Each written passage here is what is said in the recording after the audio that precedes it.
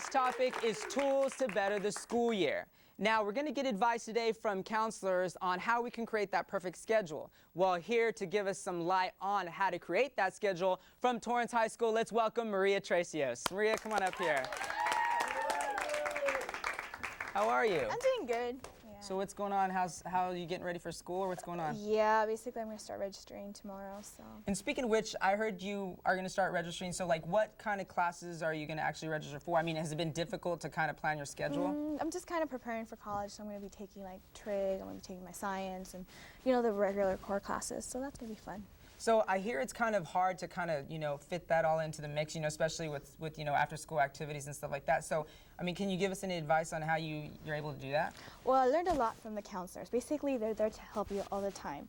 So the whole idea of this perfect schedule is to make the transition into college way easier. So here are some tips on the perfect schedule for you. When it's time to choose your high school schedule, think wisely. Choosing the right classes will not only help you meet your graduation requirements, but also prepare you for college. And I know sometimes students don't know, or high school students, they don't really know what their options are. But if they can just spend just a little bit of time with the counselor, say, I'm thinking about careers in the future, and I would like to be a teacher or a doctor.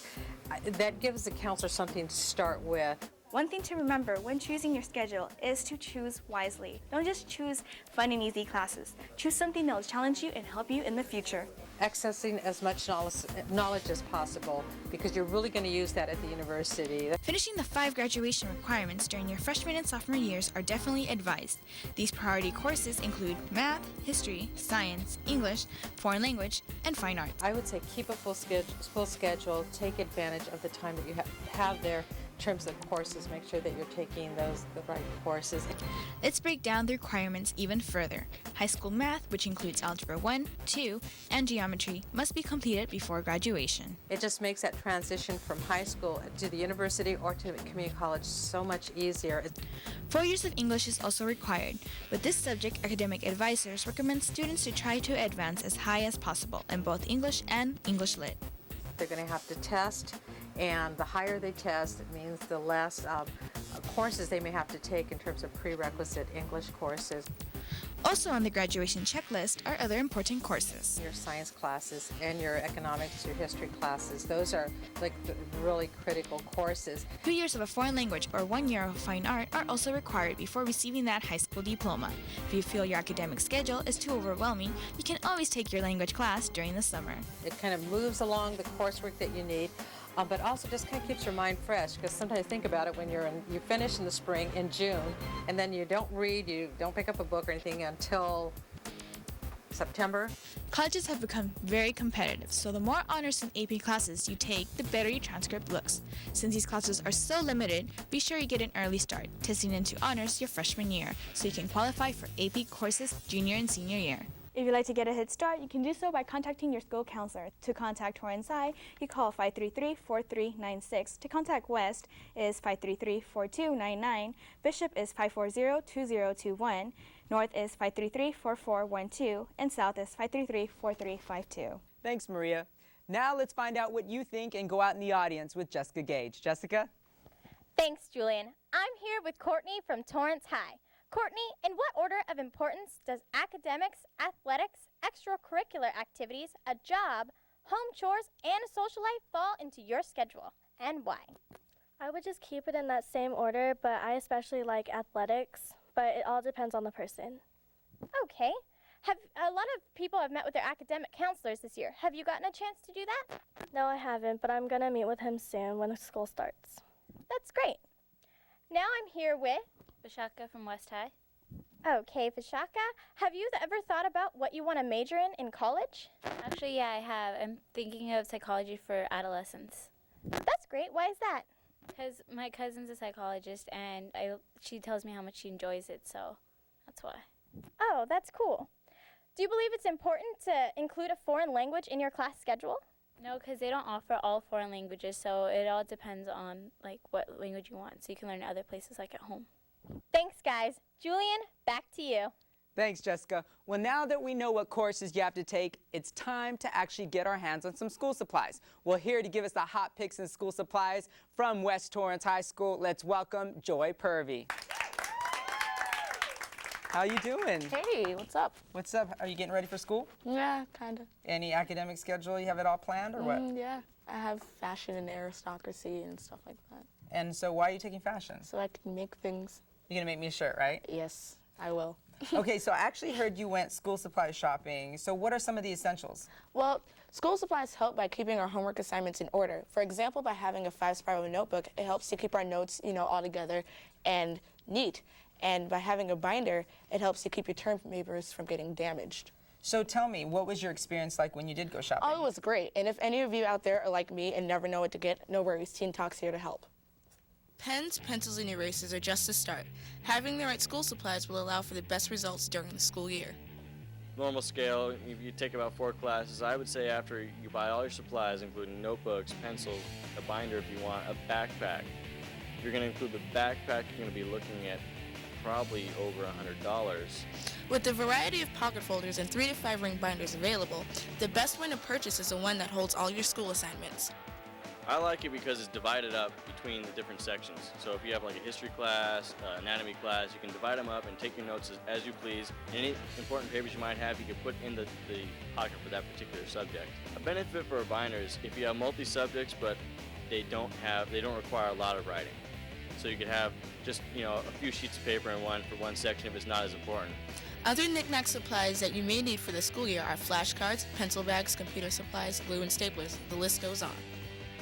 And here's another writing utensil. This grip pen, which is easy to write with and won't give you those nasty calluses on the end of your fingers. We have plenty of grip pens with a fat grip.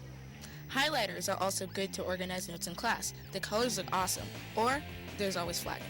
A lot of students, if they're looking through their books, they have seen important things. Instead of highlighting because they want to sell their books back at the end of the semester, they'll put a post underneath the line they want to remember and put a little tab on the paper.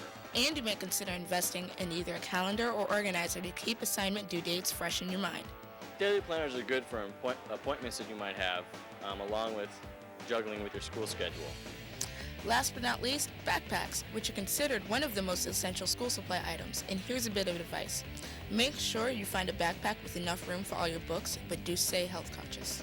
I don't recommend the ones that go over the shoulder just because they're putting a lot of weight on one side. And if you want more information on school supplies, you can call your student store or you can contact El Camino College's bookstore at 660-3380. Well, thanks, Joy. You're welcome. Well, now that we know what kind of school supplies are out there, let's find out what kind of school supplies you want to get your hands on. Let's go out to Jessica in the audience. Jessica? Thanks, Julian. I'm here with Josh from Torrance High. Josh, what school supplies would benefit you most and why?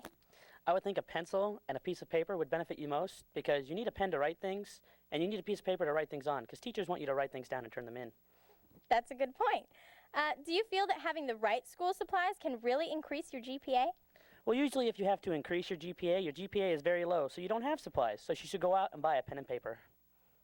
That's some nice feedback. Thanks. Now I'm here with Ben. Oh, hi, Ben. Do you agree that by not purchasing the right backpacks and wearing the backpack the wrong way, it can be a health risk? And if so, why or why not? I would say yes, just because you never know if there's some jerk is gonna push you off or slam you in a locker. If you have a wrong backpack or a backpack that'll tear you'll be kind of screwed. Yeah, I agree with you. I actually got scoliosis from a backpack. So that's some great answers. Thank you so much. Julian, back to you. Well, for those of you just joining us, we're actually talking about the academic school year. Now, we've already planned our schedule, and we also found out the hot school supplies for this year. Now it's time to study. We're going to actually learn how to study. So let's welcome from West Torrance High School, Kathy Chen. Hey, how are you? I'm good. So are you ready for school? Yeah, I'm ready to start reading and writing again. Oh my God. And arithmetic or whatever? No. However it goes. No? No, I don't like that. No. So have you planned your schedule and what's on schedule? Just regular classes. I don't have very many art classes or, extracurricular things this year. I think I'm just trying to graduate. So no drama or anything like that? Oh yeah, I'm taking one period of that. But okay. Well, then that's kind of an extra activity, right? That's it, though. Plays and stuff like that. Yeah. So what do you advise as far as learning how to study? Better study habits. What do you advise? Well, Yeah, definitely better study habits. You need to have a system, and you can really tell the difference because I actually went to summer school and I conducted a test. I asked students how they like to study and how to get better grades, their tips on better study habits. And the first exam I took, I just studied the way I normally would, and I got a B on the test, which is pretty good. But the second test I took, I followed like what students gave me, the tips and their ideas on what to do, and I got an A on the test. Good for you. Good for you. Yeah, so here's how it works. Location is the first step to better study habits. Finding a place to break open the books is very important. Math and science tutor Virginia Kassouf explains. You have to have your own corner. You have to build up your peaceful corner where you can be more productive. But remember, being too comfortable, like studying on a couch, can also be considered distracting. That's why I like to come here, the library. It should be ventilated, bright. If trees are around, you can see trees from your window, that would be fine. If not, the library. Libraries are great for studying because they are quiet and free of distractions. How each student studies varies from person to person. Routine is very good, and if you stay in the routine, you usually will be able to maintain the routine. So try doing that, and try doing it with a friend, and this is the time we're going to do it. If as soon as you're done, we're going to go off and go get some donuts and French fries or something. That gives you your reward at the end of being good. After a long, hard day at school, getting your brain in study mode is an issue most of us face. It's especially difficult after a long weekend of fun. But no worries though, here are some helpful tips on studying. So it's like balancing, your class time, then your study time, your work time, and of course some time for social. First, set up a homework routine that's best for you. Blocking out time for your classes, blocking out your study time, your work time, and anything else you have going, like sports or extracurricular activities, family responsibilities.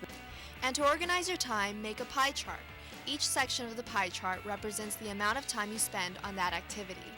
If they create a schedule for themselves and they stick to it, then they're pretty assured of, getting everything done. So now that you've established a quiet place to study and have blocked out a certain amount of time for each subject in school, you're ready to hit the books.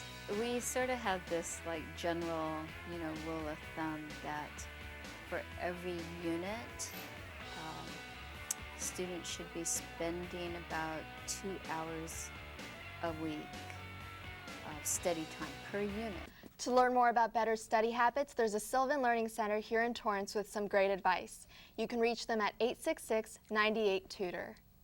Or you can actually log on to the website www.educate.com. This website has a list of learning centers that are standing by to help. Actually, they're across the state of California. Well, thanks, Kathy. Now let's check in with Jessica. Jessica, who's up first? Thanks, Julian. I'm here with Misty from Sherry High School. Misty, when you arrive home from school, do you usually find yourself sitting in front of the TV before even opening your backpack? Well, like most students do, yes, unfortunately. Yeah, I do agree that most of us do. Well, what resolutions are you planning to make to improve your study habits for the new school year? Well, since it is my final year as a high school student, I'm planning to crack open the books as hard as I can to graduate this year. Great idea. Okay, and I'm also here with Midori from South High School. Okay, Midori, in what environment do you find it easiest to focus on your homework and studies? I find it easiest to work in my bedroom with music playing because it helps you concentrate. That's a good idea. Okay, well, thanks, guys. Julian, back to you. Thanks, Jessica. Well, I have a question for you. What other academic tool goes hand in hand with better study habits? Give up? How about tutoring? Well, here to shed some light on how to come up with a productive tutor from Torrance High School, let's welcome Sherry Van Brunt. How are you doing? I'm fine, how are you? Don't we look cool today? Thank you. Kind of like in the October kind of, spirit, Halloween, fall. So have you actually got your academic schedule down? Yes, I registered today. And what are we going to take? Way too many classes for my senior year, but... Come on, tell us. I'm going to debate, academic, ROTC, and like just a bunch of stuff to get ready for college. So tell me, you actually had a chance to meet with the tutor, and are they truly beneficial? Yes, actually I think they are, because they can help you with your homework or any questions that you have about your class. So, and you actually had an experience with one, so what exactly did you learn? Well, I learned a lot. I'm sure, like me, some of you have had trouble in one class or another. As soon as you have trouble, you should get help immediately. Here are some benefits of a tutor. The first benefit of having a tutor is to help you understand a subject you might be having difficulty in. First, you're learning what you're supposed to learn, replacing what you missed. You're earning self-confidence, and by being sure of yourself, you're achieving your goals. You're a successful person, and you're ready for facing the hardships of life. Working with a tutor helps you with your learning process to suit your personal needs, rather than one teacher attempting to accommodate the needs of many other students. The students often have problems understanding this. And so when we go over this information together, quite often we'll find a resolution to it.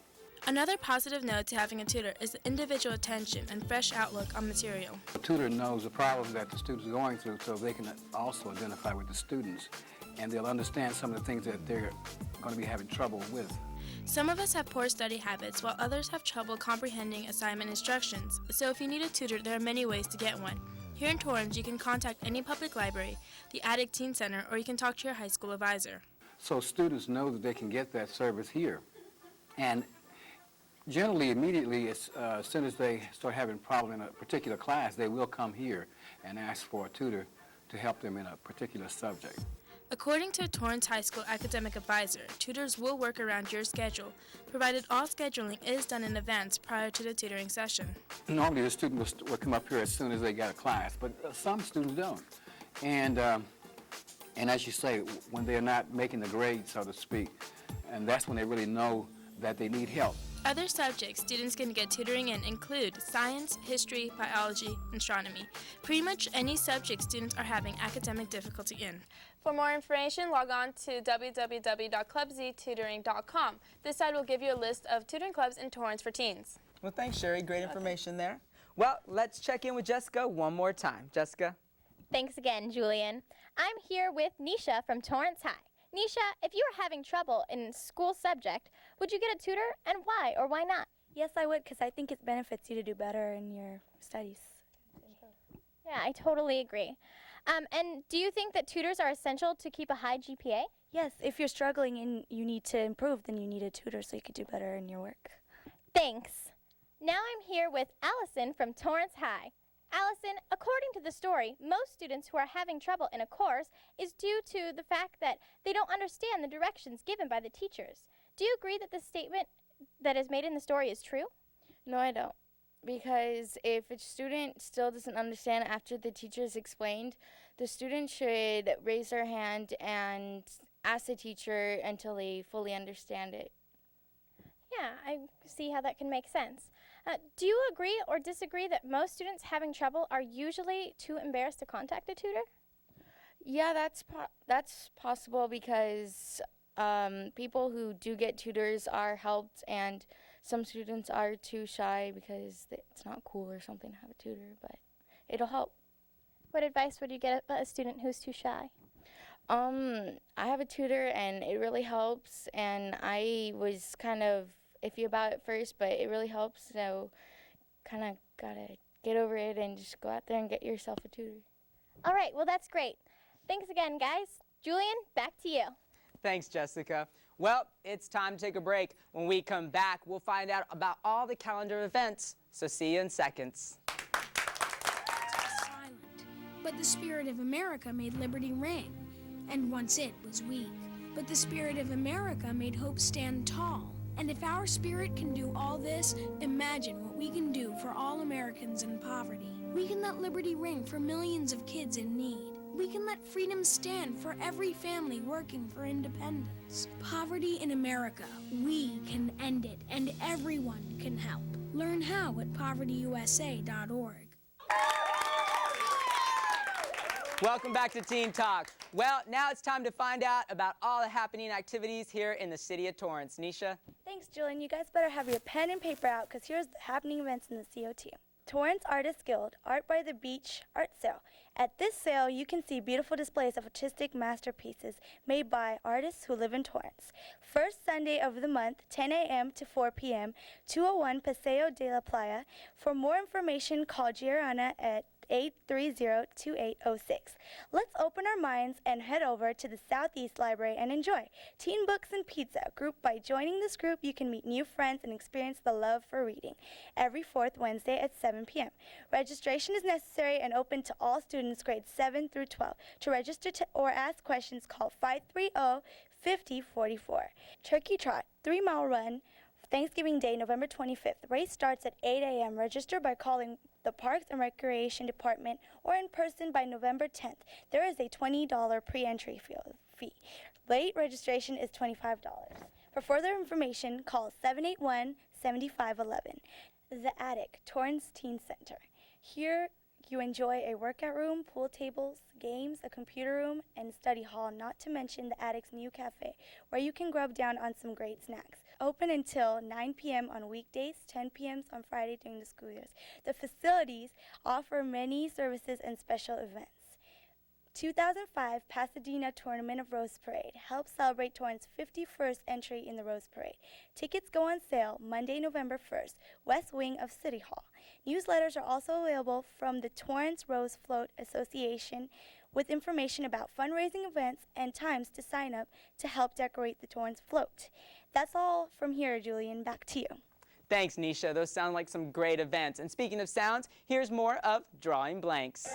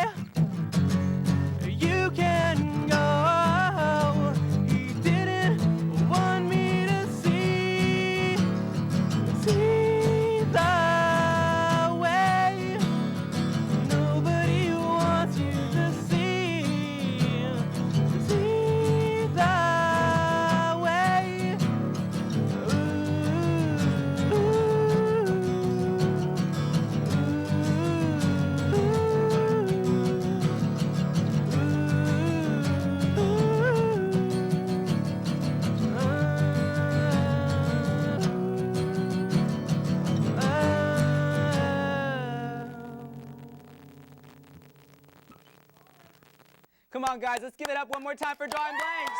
Woo! We had a great show. Well, with that said, I guess it's time to say goodbye. So from myself and the team reporters and teens and the crew of Teen Talk, thanks for watching. We'll see you next time. We leave you now with more Drawing Blanks. I'm Julian Reyes. Nos vemos. Caring takes me deep and deep through open ports.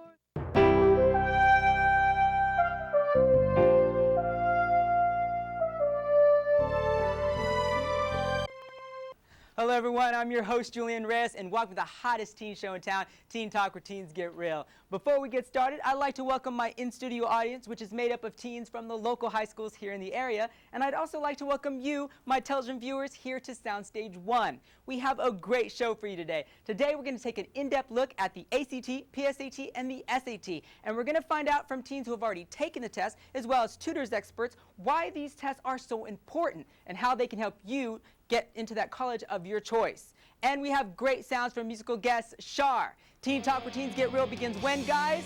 Right now.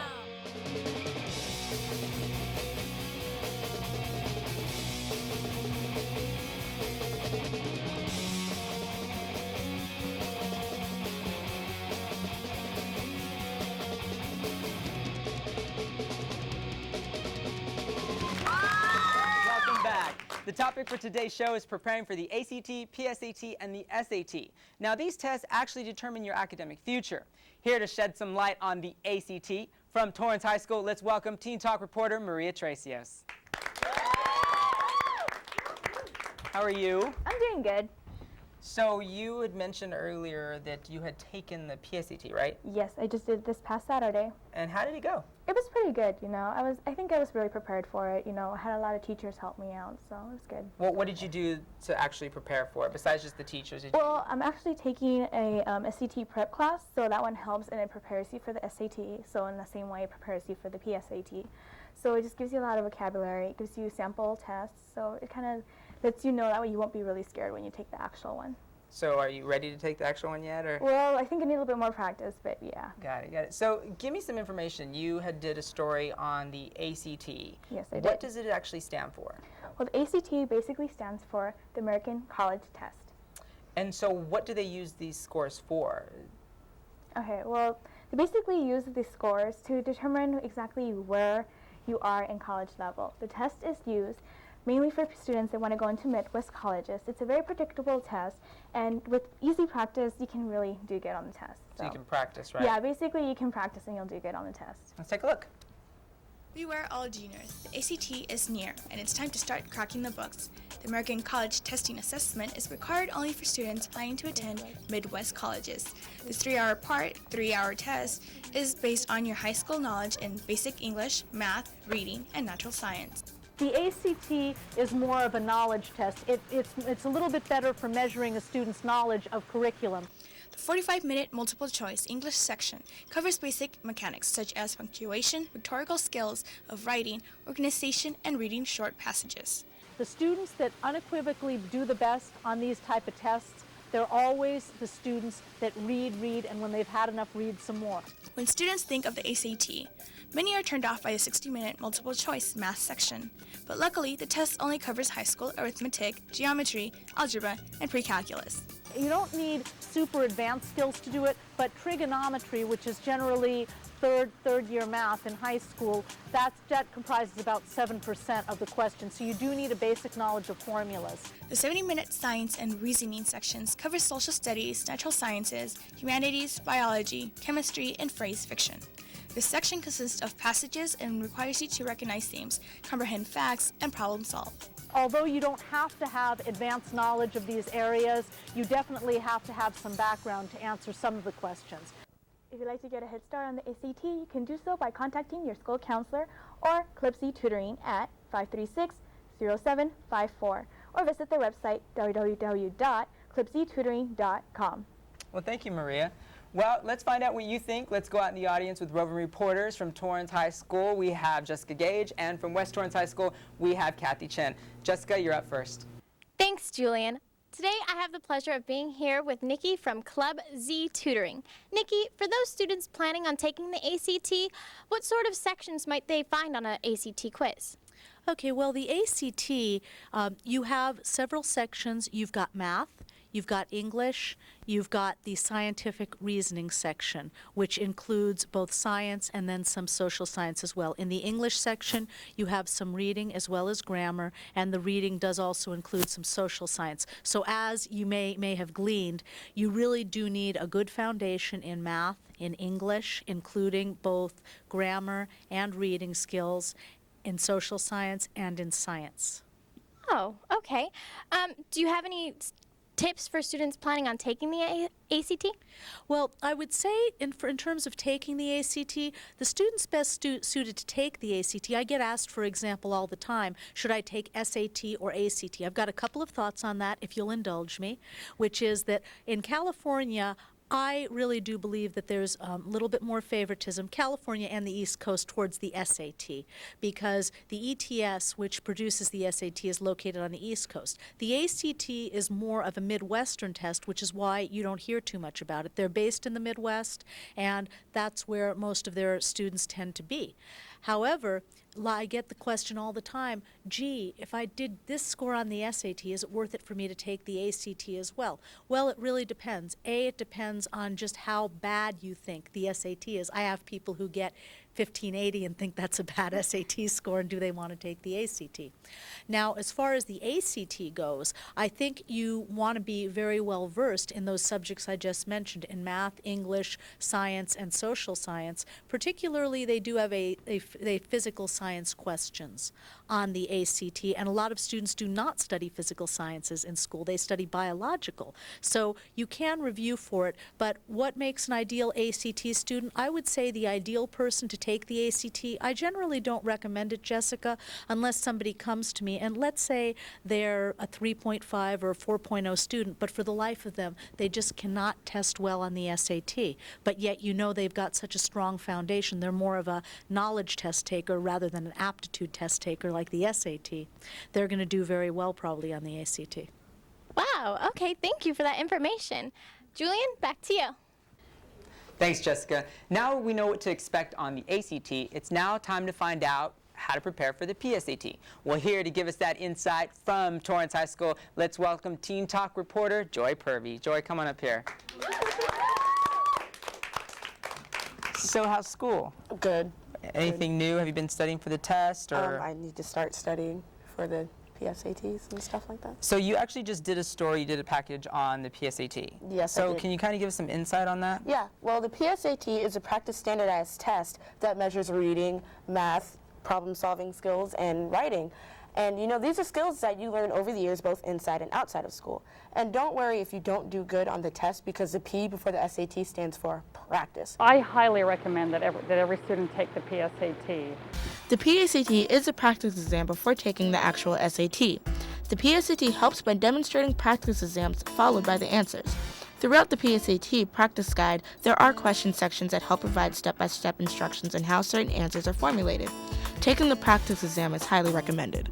It doesn't hurt, it just, you know, the more you practice, for all of these entrance exams, the ACT or the SAT, the more that you can practice, you know, the better you'll do. Once you take the practice exam and calculate your score, your results automatically show you what you need to work on.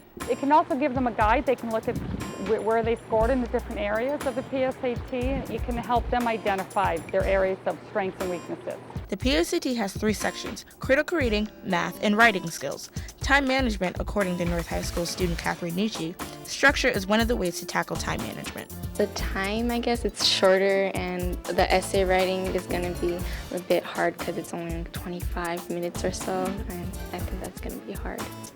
No worries, fellow classmates. The PSAT isn't a mandatory test, but it's a good one for you to take, because if you score high on the test, it qualifies you for scholarships and instant college recognition.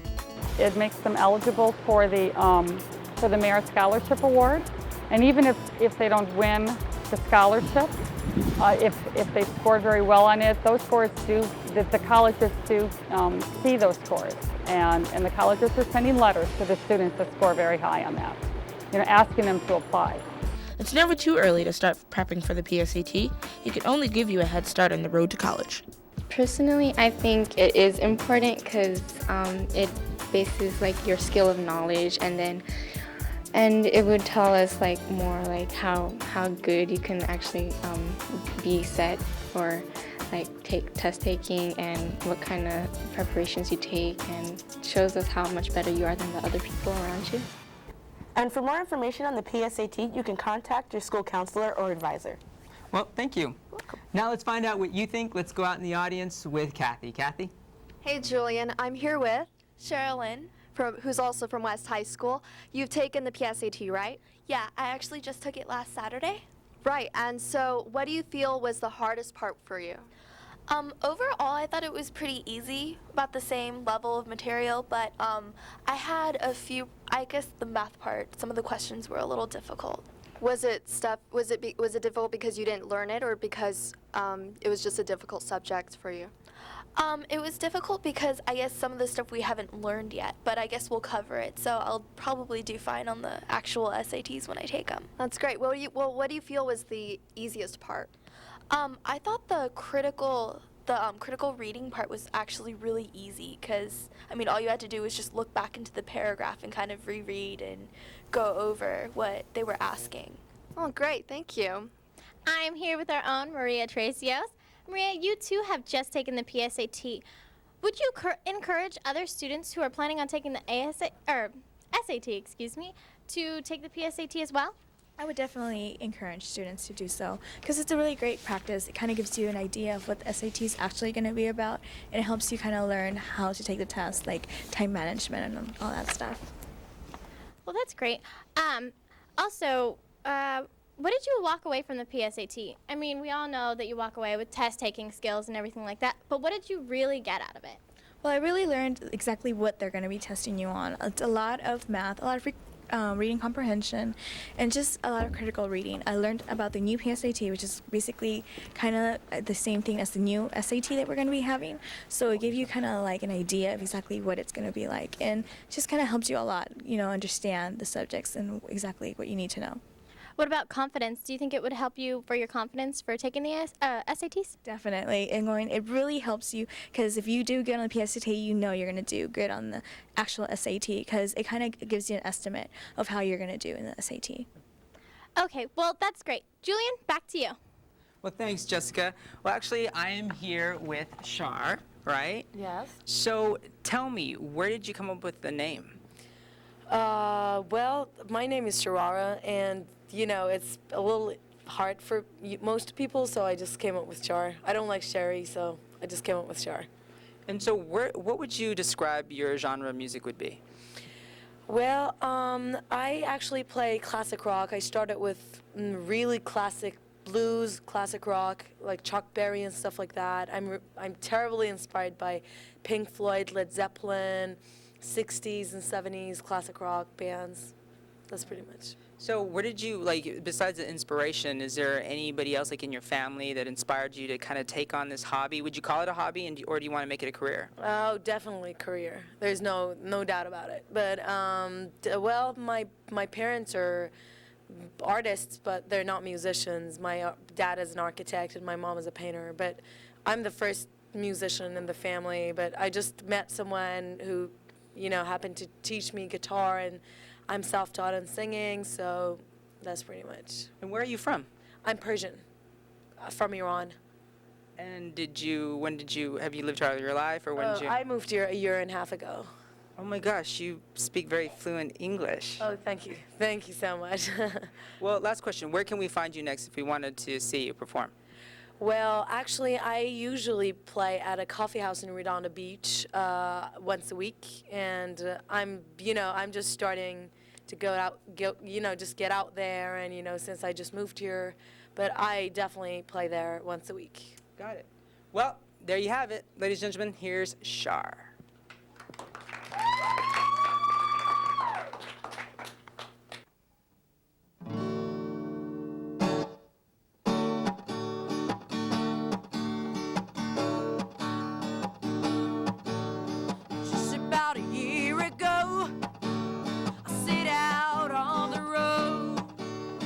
Sick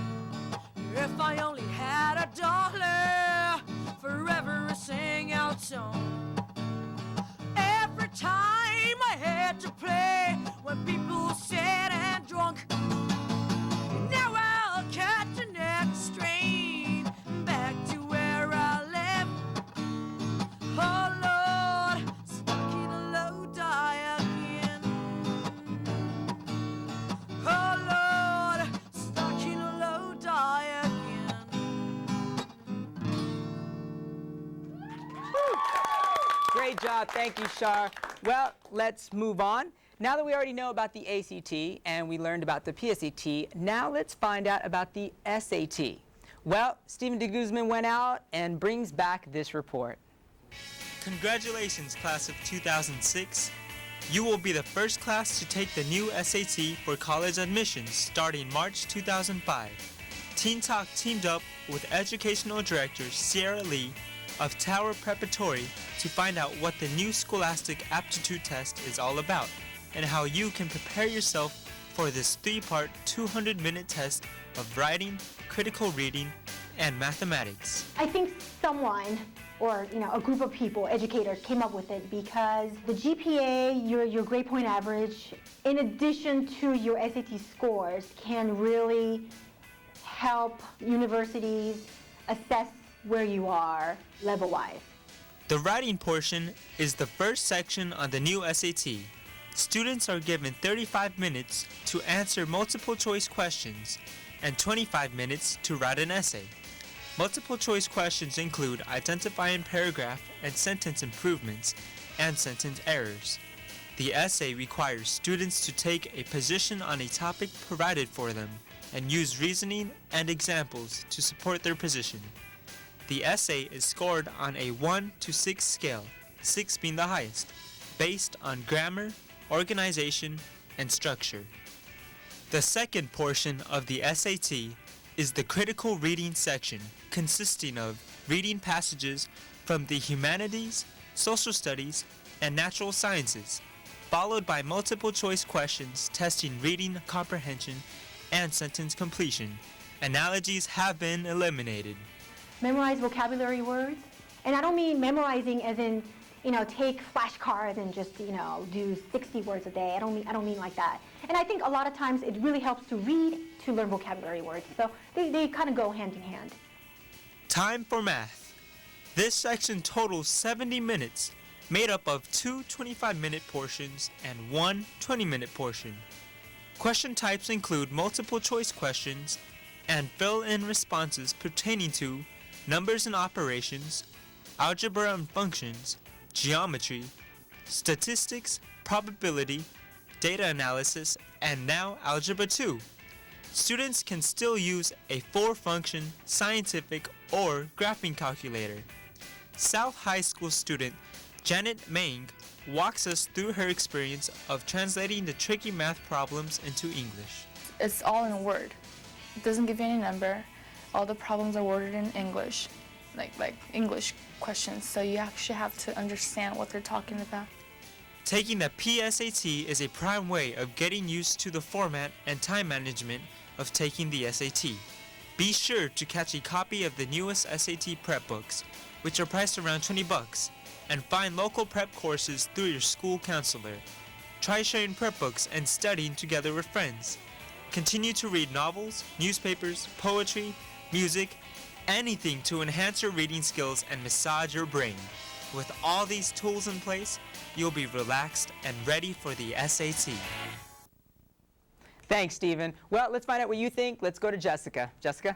Thanks, Julian. Now I'm here with Janet from South. Janet, what kind of study habits can you share with us to help prepare us for the SATs? Well, you definitely want to practice every week or every day because you always want to get familiar with all the tests or problems that you're going to face later on. So you might want to practice as much as you can before taking the actual test. And we know time management is important. So how many hours would you say that a person should spend studying for the SATs?